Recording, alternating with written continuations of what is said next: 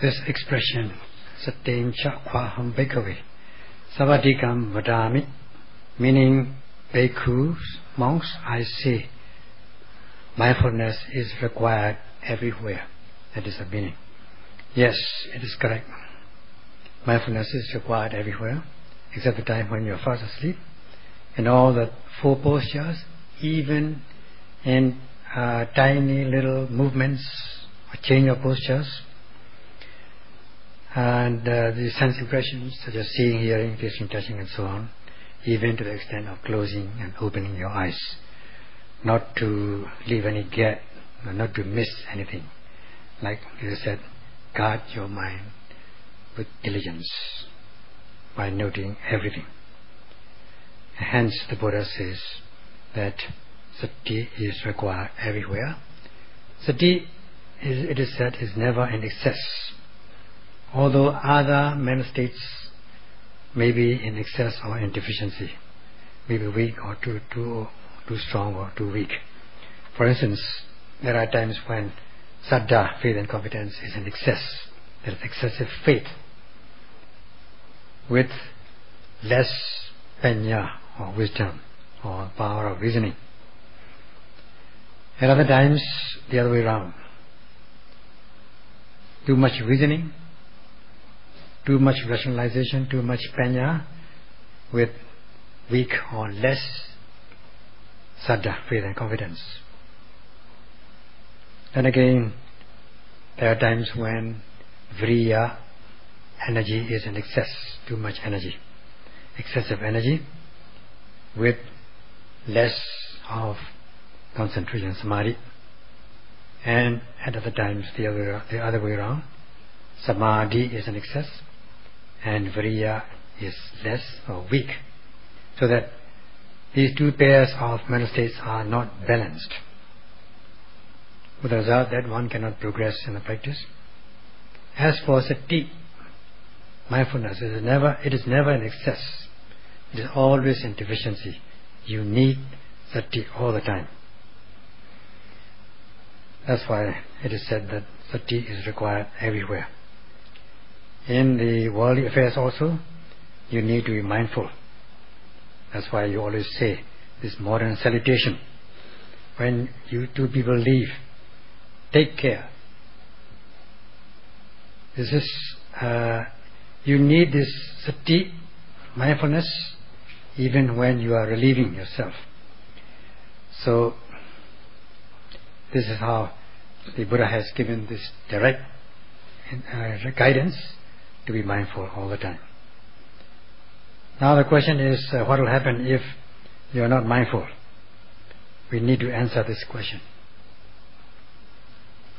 If one is not mindful, or even if one is mindful, one has not enough mindfulness, especially when the mindfulness does not arise together associated with knowledge, then one is bound to commit a wrongdoing, especially for those, as I said, putujanas, ordinary beings, are thick with kilesas. Leaving the mind uncontrolled, let the mind happen, will it happen anything, that sort of thing. That is very frightful. Allowing your emotions to run yourself. As we have discussed in the subject regarding the pamada and apamada, if one is indulging in ducharitas, immoral deeds, without any control, without any mindfulness, then one is bound to become violent in one's own action, at the same time harming others.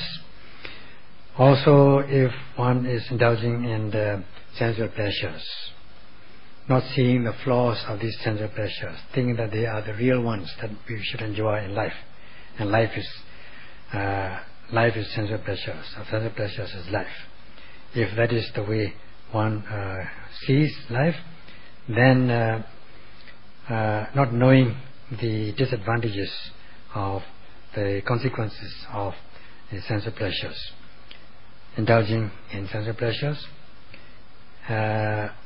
especially in this practice, not being able to practice in accordance with the instructions. When one is taught to intensive practice, one will not gain insight and reach one's goal, realize one's goal. So one needs the sati, mindfulness, so as not to commit transgressive actions, gross ducheritas. That is very important. That's primary. That is of prime importance. Although we are not, as sentient beings, we are not free from sensual pleasures totally.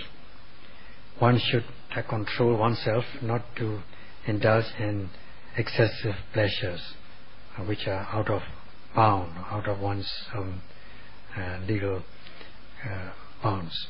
Then there will be a lot of mistakes, wrongdoing, and especially in this practice of guarding with diligence of every arising of object, one needs to be mindful of, with respectfully and carefully sustain one's mindfulness. And instead of doing that, if it's just practicing casually, not being dedicated, instead one is marginal in the practice, stop and go method, sometimes noting, sometimes not noting, sometimes resting, sometimes just wandering, thinking and all that, not being firmly established in the practice. So then one will not be worth practicing this mindfulness. It will be just a waste of time. Hence, sati is always necessary. So if we are not mindful, what will happen? No, there's no need to answer this question. Actually, you can answer this question yourself. You know the answer. Then you will be indulging in kilesas, in stages, not being free from kilesas, indulging in sensual pleasures, self-indulgence, and at times with craving for desirable objects, from small craving to a certain higher degree of craving. And there's an extreme case of greed. At other times with some objects which causes dissatisfaction, hate-inducing objects. Regarding that, you are dissatisfied. Then dissatisfied from a very small degree, very low degree, to a high degree, so that you cannot. This anger gets out of control. And the same thing goes with the views. You're holding different kinds of views, especially perverted views, leading to wrongdoing. And in extreme cases, you become mad. Madness will arise. Look at this sensual pleasures. If you allow your emotion to run you, and leaving the mind uncontrolled, and not being careful, seeing that they are only the real good ones, then you will be doing things for self-interest, keeping in mind for your own interest without regard to the interest of others or for the society, not taking care of the society, only taking care of yourself and your own community, or own relatives or friends or community. So if you are doing that, then you get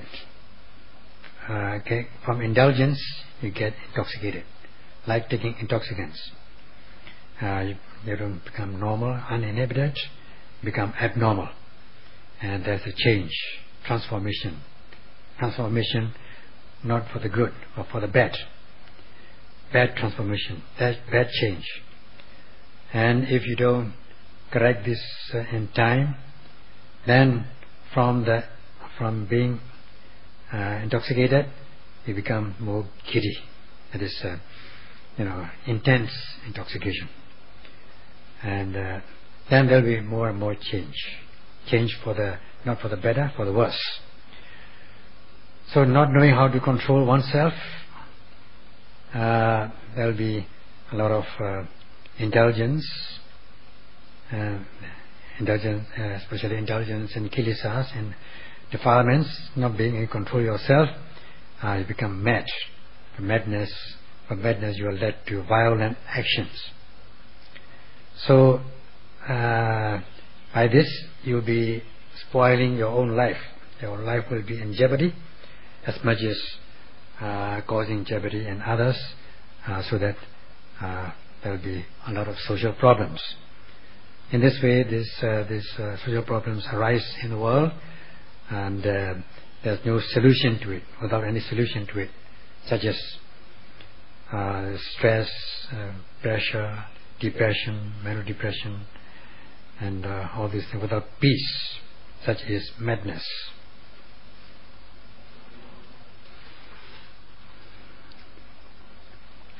If one commits wrongdoing, not being able to be mindful, especially as we've discussed in the case of pamāda and apamāda, failing to observe what should be observed, and failing to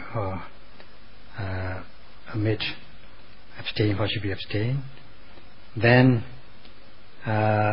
if you are failing to abstain what should be abstained, then you are bound to become mad, violent. And then if you fail to observe what should be observed, then it will not be to your benefit, to your advantage. You will be this will be at your loss. Such things, such wrongdoings, result from excessive greed and hatred. In the world, there are mad people, and in the text are given these 8 kinds of madness, as given in the text. Namely, Kamomaraka was the first one, madness with sensual pleasures, and Kautumaraka, madness with anger or ill will or fury. Detomaraka, madness with wrong views. Mohomaraka, madness with folly or stupidity. We have Yakhomaraka, madness with devils or unseen beings. Paitomaraka, madness with bile or any organic disease. And this madness due to intoxicants, Surumaraka. If you take intoxicants, you become mad. And also there's a kind of madness as a result of the loss of family members, loss of your wealth, or due to diseases such as this terminal diseases, and a lot of this sorrow. That is Vyasamarka, that is madness with sorrow. So these will be discussed one by one.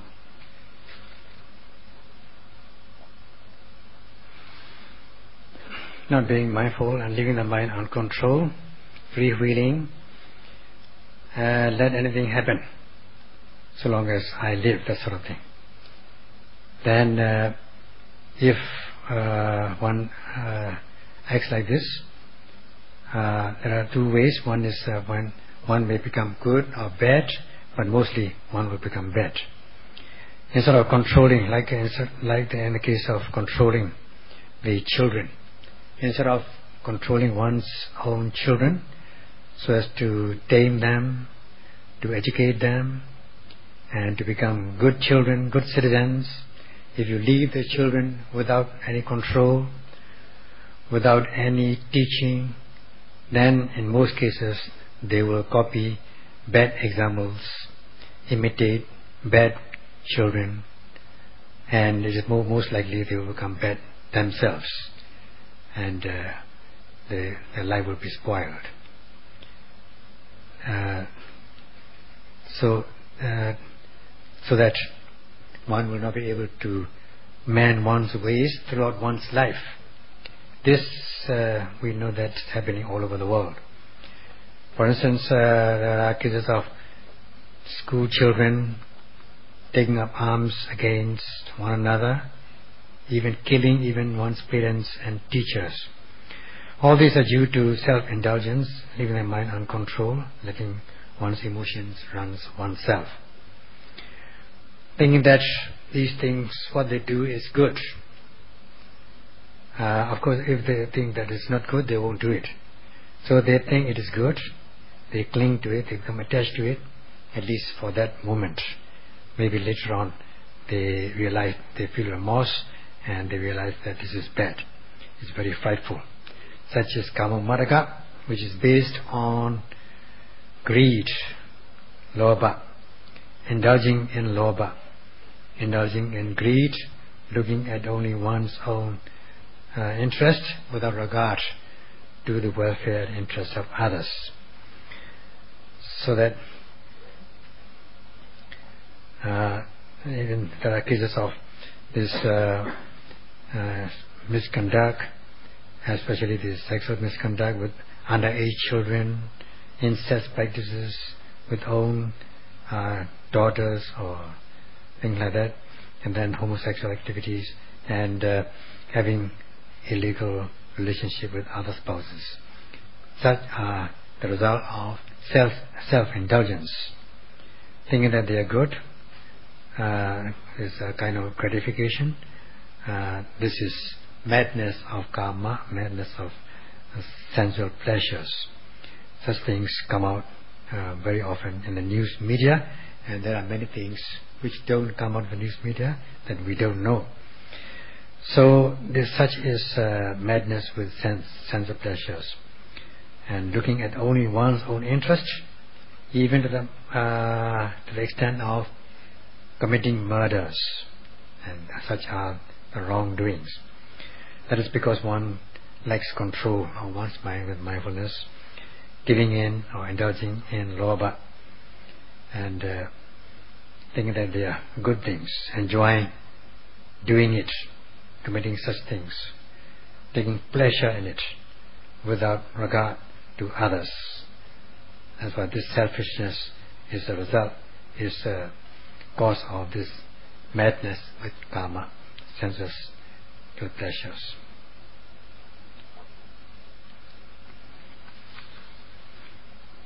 For those who are selfish, looking at only one's own interest, not thinking about others, without regard for others' interests or others' welfare, looking only for oneself. Looking for oneself and one's own community or one's own group, not without any regard for other groups or other communities, and not wishing for the welfare of others, other communities, not wanting them to be happy or peaceful. That is lack of metta, loving kindness, not seeing the affable good aspect of others, only seeing the bad dosa aspect of hatred, looking only hatred, how to hate him, how to dislike him, not looking at the likable aspect of other people. Then what will happen? Then if you are affected, if something happens to you, then there will be very fast reaction, quick dissatisfaction, disappointment, anger, ill will, because you are selfish. You look at your own interest without being able to forgive and forget, without patience, without sympathetic feeling, compassionate feeling. At once you blow up, sort of thing. And then that is cruelty, leading to cruelty and killing, things like that. And like this viper, a snake called viper, a poisonous snake. As soon as it comes into contact with something dangerous, it would raise its head at once with a noise, hissing noise, because it is furious, overwhelmed with dosa, ill will, only wishing for one's own interest, leading to transgressive actions by body and speech, either one or the other, such as kodo madaka, madness with fury. And since this is a result of dosa, anger, ill will, dissatisfaction, disappointment, not being able to control oneself, then one commits wrongdoing, such as Kodomaraka, or you may say Dosamaraka. It's very important as fellow human beings to look at the lovable aspect and avoid this bad aspect, not to look at the unwholesome aspect, only to cultivate metta and wishing for the welfare of others. One should awaken one's own metta, looking at the lovable, satisfactory aspects, such as such person is generous with respect to wealth, generous, giving, and also in giving and voluntary service, something like that. And look at one's good conduct or good mentality, good character. Such are the good aspects that one should look at in order to cultivate loving kindness. For those who are selfish, will not be able to look at such level of aspect of others. Only wishing for others' suffering, wishing for others' misfortune, not seeing that others are suffering, and without any sympathetic feeling, without any compassionate feeling. If there's no metta, there will be no karuna, no compassion. So if a human being doesn't possess any metta karuna, then he or she will be like an animal. His or her mentality will be animal mentality, thinking that it is good to do anything, indulging in anger or ill will, harming others, and such is known as krodha, fury, anger, kind of madness, not being able to control oneself in time, and so that one also harms others.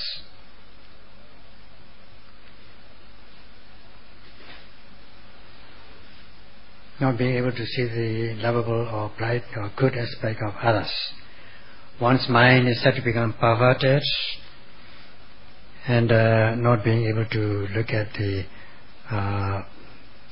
not being able to have sympathy towards others, also one's mind becomes perverted. If one's mind becomes perverted, then one will lead to cruelty, anger, dosa, and cruelty.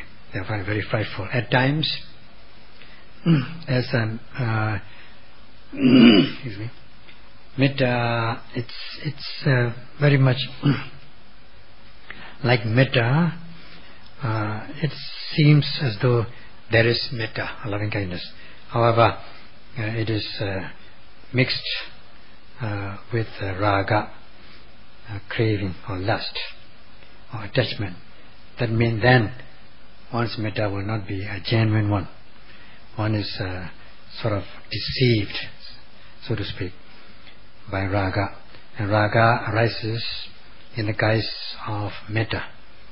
Although actually it is raga, lust or craving, but you are just deceived into thinking that this is loving kindness, metta. It comes in the guise of metta. So this metta coming in, raga rising in the guise of metta is also one kind of perversion. Again with the karuna, compassionate feeling. Sometimes you have pet animals in your house, domestic animals, they are for some reason dying, you see them dying, and then you have compassionate feeling. You feel compassionate towards these animals. You don't want to look at it for a long time because they're dying, and you grieve because you are seeing it, you're looking at it.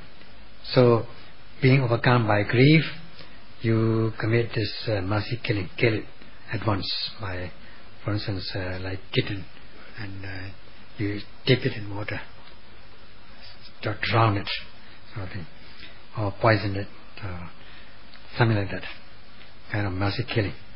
That is, you are deceived by soka, grief. Actually, you think it is compassion, a compassionate feeling, but you are deceived, cheated. This soka coming in the guise of compassion. You think that it is good, but actually it is perversion. Thinking that it is good to mercy kill. So instead of knowing the real cause of metta and karuna, one's mind becomes perverted, gone on a wrong way, thinking what is wrong as right and what is right as wrong. And this such is the subtle form of deity views, wrong madness with views, detu maraka. And this perversion leads to madness with views.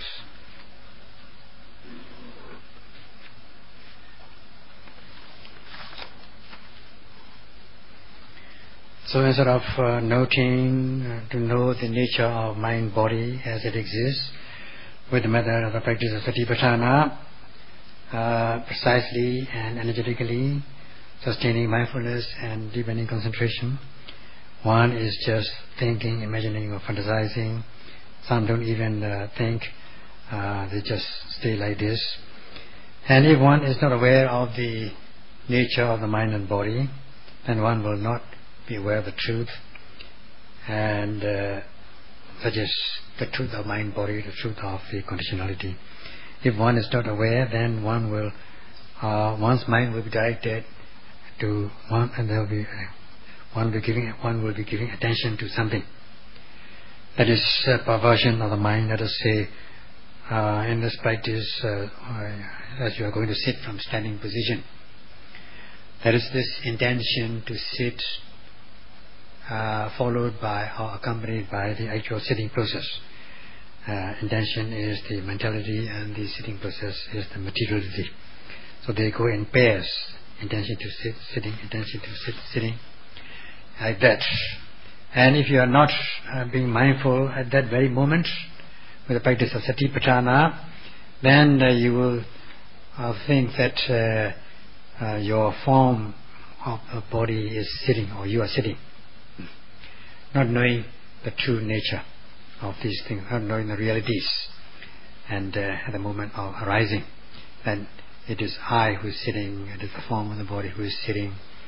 Such is vipassana, perversion, not being able to be aware of the realities of mind and body, and holding the view of self or soul, I, and holding to the view of I being, man, woman, I, you, person, being, individual, and holding the view of self, atta, and that is madness with deity views, wrong views.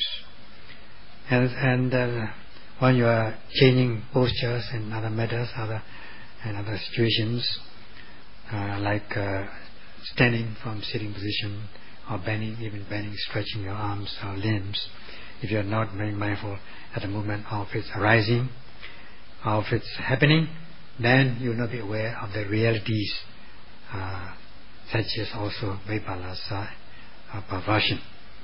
Then you will hold on to some kind of view, or hold on to one view or another. That's holding on to the view of this your whole body or parts of the body, which is doing it, which is bending, stretching, sitting, standing, and so on. So holding the view of atta, self or soul, this is a perverted view, leading to a kind of madness.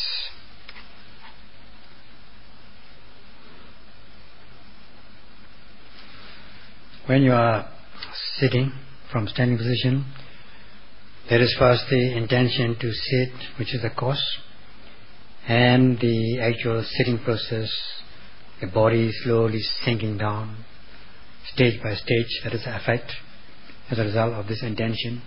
Because you intend, you sit, otherwise you don't sit. So there's a linkage between cause and effect. And if you're not being mindful at the moment of its arising, it's happening while you're sitting, then you will not be aware, you will not know the cause nor the effect. And you think that, oh, you just sit, you'll be just knowing that you are only sitting without knowing the cause and effect. Or you may think that some supreme being, you are sitting at the command of some supreme being or some omnipotent being, and you're doing it and according to the wishes of this omnipotent being. Either you don't know the cause and effect, or even if you think there's a cause, you will hold the cause, fictitious cause view, that these are caused by this omnipotent being. Then there'll be doubt about view of causelessness. There's no cause. There's no such cause for anything. Anything happens by chance. Sitting is by chance, or standing is by chance. There's no cause. In this way, there's a view of causelessness. If you are not being mindful of this process of conditionality at the moment of its happening, neither would you know the cause nor the effect. You become perverted, and not being able to follow this cause and effect. Such is the knowledge of knowing the realities, Yata Buddha Nupassana Jnana. If you are not able to develop that knowledge, insight, then you will not be aware of the cause. You will hold the view of causelessness. Or even if you think there is a cause, if you think that there is a certain cause, you will hold the fictitious cause view, that irrelevant cause, giving rise to irrelevant effect. Holding on to the irrelevancy of cause and effect. Such is sammoha binivesa. This is confusion, intense delusion, doubts coming in that somebody is doing it. Somebody is causing you to sit or stand, and this has been ingrained in you throughout your lifetimes. That's because you are not mindful of the cause and effect at the moment of its arising. That's why you are perverted, holding perverted views. Good. Because you are not mindful at the moment of rising, whatever happens in your body, not being aware of the cause and effect, you become perverted, you become doubtful. Doubt because you are believing in a wrong way. That is, believing in a wrong way, believing wrongly. Not knowing the truth, you are not knowing, you have wrong knowledge, ignorance, which is dangerous. And if such things arise, there will be this, one will lead to this wrong or perverted perception, sanya, from perverted views or perverted consciousness to perverted perception. So that whenever we are confronted with some natural calamities like floods or cyclones or rain, heavy rain or floods or things like that, or storms, some may think that it is due to some body, some being or gods who are causing all these things. And so that in those days they even offer sacrificial rites to such gods or unseen beings. Such is another kind of Derumarga, which has its root cause, Derumarga, madness with views, which has its cause in Vipassana, perversion. And if we have to discuss the subject, it's going to be very elaborate.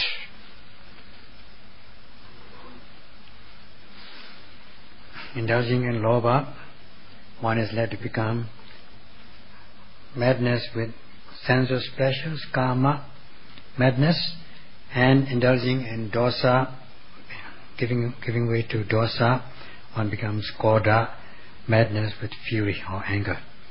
It is not knowing the truth, one becomes perverted. Root cause lies in not knowing the truth. And then one will know wrongly If one does not know the truth, then one will know wrongly. Then one is led to become deluded, folly, stupidity. One is said to be hindered by ignorance.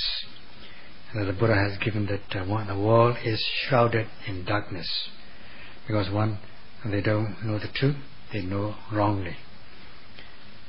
Especially in this practice of insight, in order to discern mind and body, cultivate knowledge, insight knowledge, beginning with the mind, body and conditionality, universal characteristics. Those people who are able to gain insight are very few. Just like the story of the bird hunter, who at one time tried to catch the birds, a group of birds, with a net. He threw the net over them and he caught most of them. Only a few could escape this net. So most of them were caught. So also most people are caught in this madness.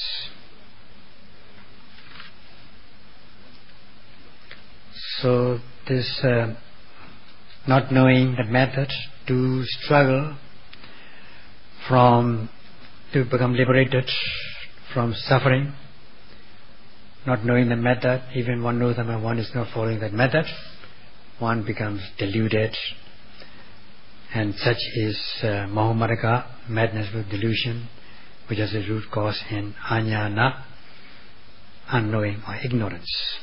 Being deluded and confused and caught up with one's life, caught up with one's occupation, caught up with one's social matters and things like that. Such is Mahamarga, madness with moha, delusion. Now we have this indulging in lobha, indulging in dosa, giving in to deity, moha. Then one is led to become madness respectfully, madness with lobha, madness with dosa, madness with deity, madness with moha, and so on. And not being able to cultivate mindfulness, one is not applying this sati, so that the Dhamma, the practice, the Dhamma will not sustain or bear or help the Dhamma practitioner, Dhamma non-practitioner. Because one is not practicing, Dhamma will not help such a person. So one is out of control. Then if one is out of control, one is bound to be bullied by the enemies, such as the storm will bully the trees, felling down the trees in the storm. So too with the enemies. There are unseen enemies, unseen beings in some cases, of course, such as Yakhu Madaga, madness with these unseen beings, being possessed by unseen beings. There are some people who tread this fire from one end of the fire to another end, being possessed by these unseen beings, or they pierce the tongue with some needles and poke them, pierce them. You must have seen them, and all these things, and then dancing all around like an intoxicated person being possessed by these unseen beings, unseen spirits, losing one's normal senses, consciousness. It is becoming abnormal, and sometimes with sacrificial rites. Such are the cases of this possession with unseen beings. At that moment, not being able to be mindful of one's own mind, body, and giving in to lobha, dosa, moha, the mind becomes impure, leading to impurity of the materiality. Because of the impurity of mentality, this gives rise to impurity in materiality, so that your metabolism is affected, your heart is affected, blood circulation is affected, and your bile and things like that, they are also affected. And such kind of madness is known as pedomadaka, madness with bile. When you say bile, it also means other things inside one's body, the whole metabolism, or the whole internal organs. Then comes this drinks, intoxicants. First you take a little bit of drink, giving excuse that it is a social drink. Then later, first you drink alcohol, let us say. Then alcohol will drink you, because you don't know. That's what we say. Alcohol is drinking you.